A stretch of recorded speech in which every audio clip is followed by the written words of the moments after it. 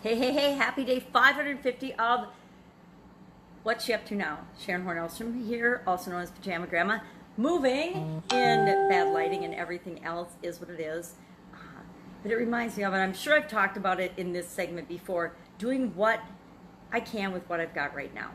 It would be easy for me to not make my videos this morning and not do them because I moved to the new place and here hiding in the basement where I can be quiet and not disturb anybody else, and realizing that I forgot my lights, I forgot my books. I usually have little books that I use as prompts. I usually have a morning routine where I have a little book and card deck and things that I do to get me excited and get me motivated and get me moving for my day. I don't have anything. I forgot the whole tub of that stuff, my video making stuff.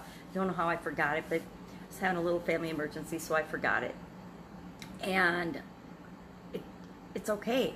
It's okay that I forgot it because I'm still going to move forward in my day and my life. I'm still going to work on my move today. I'm still going to talk to coaching students today. I'm still going to do what I have to do to keep moving forward, to keep making my life work, to keep making my businesses work, and most of all, to be happy.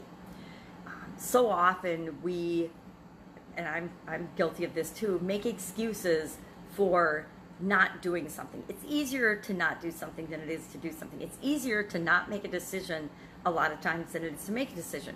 Because if we don't make a decision, a lot of times time will just make the decision for us.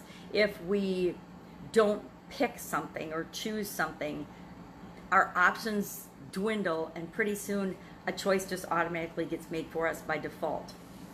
You know, say you decide you're not going to pay your electric bill. Well, pretty soon the electric company is going to turn your electricity off and a decision is going to be made for you by default, right? I don't know if that's a good example, but it's one that popped into my head as I've got weird lighting going on around me. So do you, honestly, do what you can with what you've got right now? Or do you use that as a reason because everything isn't the way it should be yet, or isn't lined up yet, or isn't perfect yet, to not take action, to not make decisions, to not make choices for your life? You know, in some areas of my life, I just go with the flow and let things happen, kind of like with this move. And in other areas of my life, I'm all on top of it. And I'm going to do what I always am going to do what I say I'm going to do.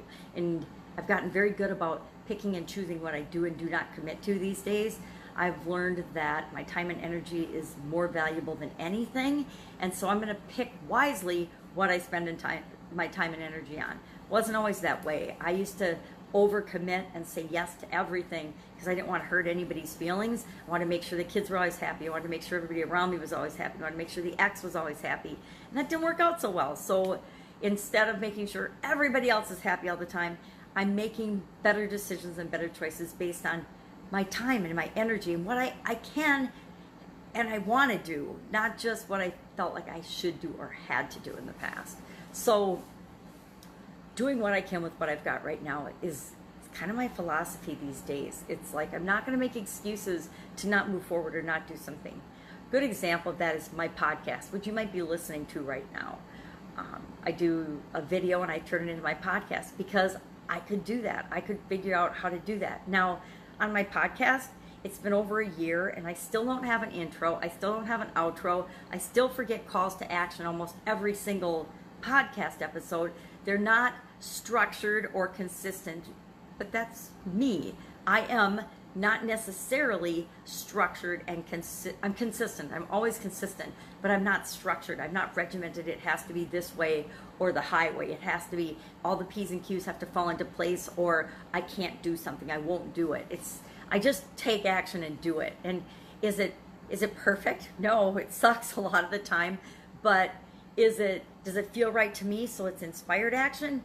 Yes, it feels right to me to hop online and do my video or do my podcast, even though my backdrop looks like this, a bunch of moving boxes and a bunch of stuff, and the lighting is crazy, which, you know, some people would worry about, oh my God, my wrinkles in my hair. Well, I forgot half my bathroom stuff too, so I couldn't even do my makeup or my makeup light or anything. So it just doesn't matter because you know what? People don't care. People don't care about us anywhere near as much as we think they do. And have we all had experiences where it's like the Mean Girls movie where people are paying attention to us and harassing us and bullying us and giving us a hard time or judging us? Absolutely. But are those people judging us because of us, or are they judging us because of them?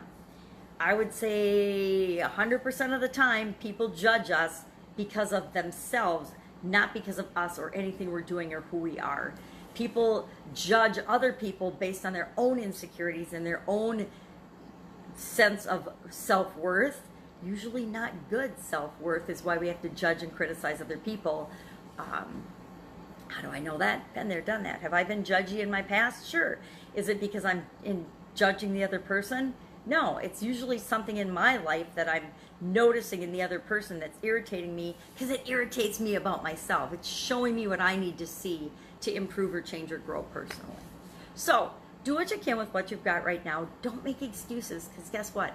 Other people will buy your excuses hook, line, and sinker. No problem. It is not any problem to fool other people with making excuses. And people, the reason you can make excuses and people will buy them is because they don't really care. They don't really care.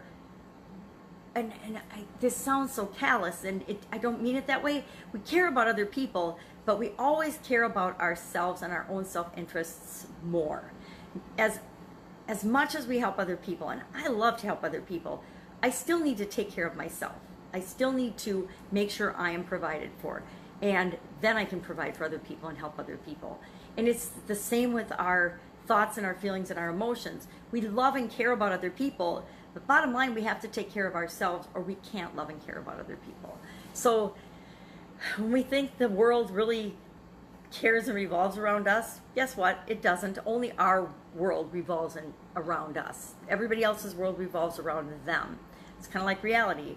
My reality is different than everybody else's because I create my own reality, and I see what I only see what I can see, just like you only see what you can see.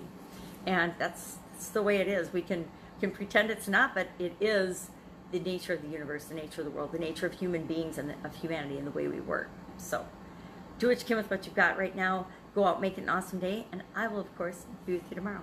Bye.